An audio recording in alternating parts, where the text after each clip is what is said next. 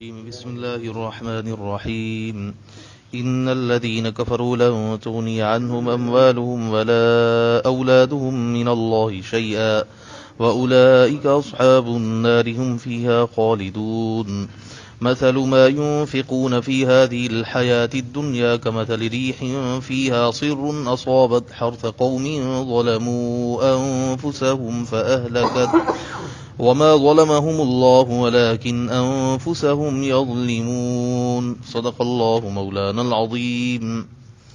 अल्लाह तबारक व ताला हिननि आयतुनि सगोरिन में कुफर जी मज़म्मत ऐं उन जी बेफ़ाइदे हुजण जो ऐं उन जो नतीजो अल्लाह तबारक व ताला अबदुल आबाद जहन्नम ऐं उन में हमेशह रहंदा अल्लाह तबारक व ताला हिननि आयतुनि सगोरिन में इन जो मिसाल बयानु फरमायो आहे।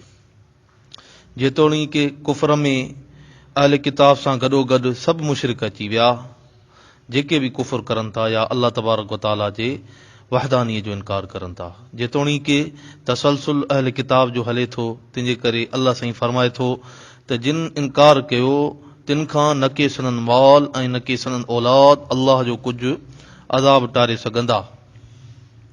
जीअं त आम मुशाहिदे में बाद औक़ात इहा ॻाल्हि नज़र ईंदी आहे त कॾहिं कॾहिं इंसान पंहिंजे माल जे ज़रिए सां बि बची वेंदो आहे, कॾहिं औलाद जे बि सपोर्ट मिली वेंदी आहे जो इंसान बची वेंदो आहे। पर जेकॾहिं अल्लाह तबारक व ताला जे इन वहदानीअ जो इनकार कयूं, अल्लाह तबारक व ताला ते ईमान न आणऊं, हुज़ूर अकरम सल्लल्लाहु अलैहि वसल्लम जे रिसालत जो इनकार कयूं त अल्लाह तबारक व ताला फरमाए थो त इन्हनि खे न माल कमु ईंदो न के औलाद। जेतोणीकि अल्लाह तबारक व ताला ॿियनि आयतुनि सगोरिन में माल खे ऐं औलाद खे फितनो करार ॾिनो आहे। जीअं अल्लाह साईं फरमाए थो त इन्नमा अमवालुकुम व औलादुकुम फितना, त माल तव्हांजो ऐं औलाद तव्हांजो फितनो आहे। फितने मां मुराद आज़माइश आहे। बाद औक़ात इंसान ईअं थींदो आहे जो इन्हनि ॿिन्ही शयुनि जे मुहबत में इंसान हलाल हराम जी तमीज़ खे ख़तमु करे छॾींदो आहे, हुदूदुल्लाह खे बि पामाल करे छॾींदो आहे इन्हनि ॿिन्हिनि शयुनि जे मुहबत जे करे। तंहिंजे करे अल्लाह तबारक व ताला इन्हनि ॿिन्ही शयुनि खे आज़माइश करार ॾिनो आहे।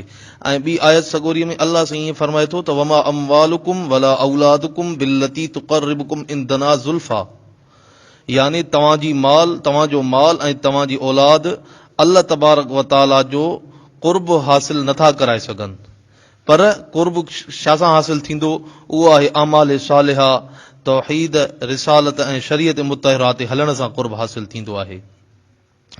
अल्लाह तबारक व ताला जे प्यारे पैगंबर करीम सल्लल्लाहु अलैहि वसल्लम फरमायो त हर उम्मत जे लाइ फितनो आहे।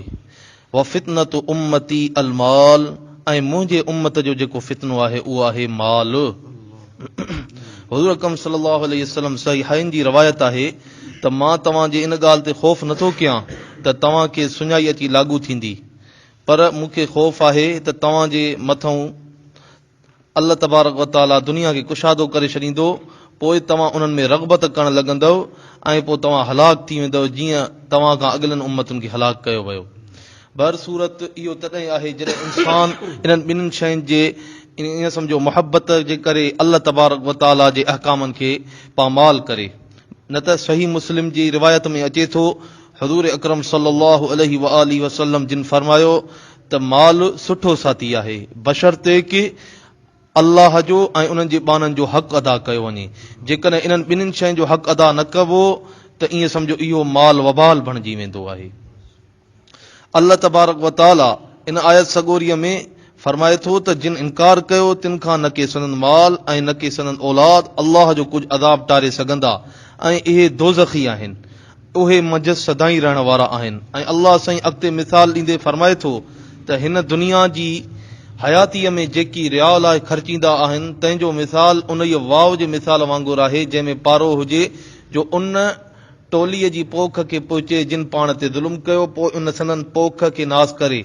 यानी पोख तयारु बीठी आहे, पोइ अचानक जो एॾी थधि पई उन्हनि जो जेको आहे सो जेको पोख आहे उहा ख़तमु थी वञे। ऐं अल्लाह साईं अॻिते फरमाए थो ऐं अल्लाह साणनि ज़ुल्म न कयो आहे पर उहे पाण ते ज़ुल्म कनि था।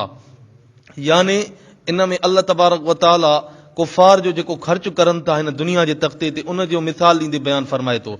बाद औक़ात ईअं थींदो आहे त इंसान जेके कुफार आहिनि उहे हराम जे जॻह हराम ते बि ख़र्च कंदा आहिनि ऐं कॾहिं कॾहिं फलाही कमनि में बि ख़र्च कंदा आहिनि, जीअं इस्पताल जो ठाराइणु, स्कूल जो ठाराइणु, यतीम खानो ठाराइणु, उन खां अलावा जेके फलाह जा कम आहिनि उहे बि कंदा रहंदा आहिनि। अल्लाह तबारक व तआला इन्हनि जे इन ख़र्च खे पोख जी मिसाल ॾींदे बयानु फरमायो आहे, यानी हिननि खे हिन दुनिया जे तख़्ते ते कुझु बि कमु, हिन दुनिया जे तख़्ते ते शोहरत ऐं इज़त त मिलंदी, पर आख़िरत में हिननि जो को बि हिसो नाहे, इन्हनि जो आख़िरत में कोई बि हिसो नाहे, ऐं उहे आख़िरत में ईअं सम्झो त अफ़सोस खां सवाइ कुझु बि हासिल न करे सघंदा। अहिड़े तरीक़े सां अल्लाह तबारक व तआला मिसाल ॾींदे फरमाए थो त अल्लाह तबारक व तआला इन्हनि ते ज़ुल्म न कंदो आहे, बल्कि उन्हनि पाण ते पाण ज़ुल्म कयो आहे, छो त अल्लाह तबारक व तआला उन्हनि खे सिहत ॾिनी, उन्हनि खे तवानाई ॾिनी, उन्हनि खे अखियूं ॾिनियूं, अल्लाह तबारक व तआला उन्हनि खे त वॾियुनि नेमतुनि सां नवाज़ियो, ऐं अल्लाह तबारक व तआला उन्हनि जी हिदायत जे लाइ नबीअनि खे मोकिलियो, अल्लाह तबारक व तआला क़ुर खे नाज़िल फरमायो, अल्लाह तबारक व तआला हर शइ खे आसान करे छॾियो आहे, पर उन्हनि ईमान न आंदो। हता कि हिकिड़ी आयत सगोरीअ में अचे थो, फमन यअमल मिनस सालिहाति व हुव मुमिन, यानी जेके बि इहे कम आहिनि, जेके बि फलाही कम आहिनि, इन्हनि जे क़बूलियत जो दारोमदार इन ते आहे त इंसान मोमिन हुजे, ईमान आणे, जेकॾहिं ईमान न आहे त ईअं सम्झो आख़िरत में उनजो को बि हिसो न आहे। अल्लाह तबारक व तआला फरमाए थो अल्लाह साणनि ज़ुल्म न कयो आहे, पर उहे पाण ते ज़ुल्म कनि था। किन आयतुनि में अचे थो त वमा रब्बुक बिज़ल्लामिल लिल अबीद, अल्लाह तबारक व तआला बाननि ते ज़ुल्म न कंदो आहे।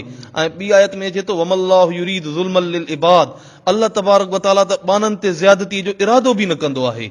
अल्लाह तबारक व तआला क़यामत जे ॾिहाड़े जिन अल्लाह जे वहदानीअ जो इनकार कयो हो ऐं अल्लाह तबारक व तआला खे हिकु करे न मञियो, रसूलुल्लाह सल्लल्लाहु अलैहि वसल्लम जी रिसालत जो इनकार कयूं, त क़यामत जे ॾिहाड़े अल्लाह तबारक व तआला उन्हनि खे चवंदो त वञी पंहिंजे इन जेको फेल जो जेको दुनिया जे तख़्ते ते कयो, वञी इन जो तव्हां हाणे अंजाम ॾिसो।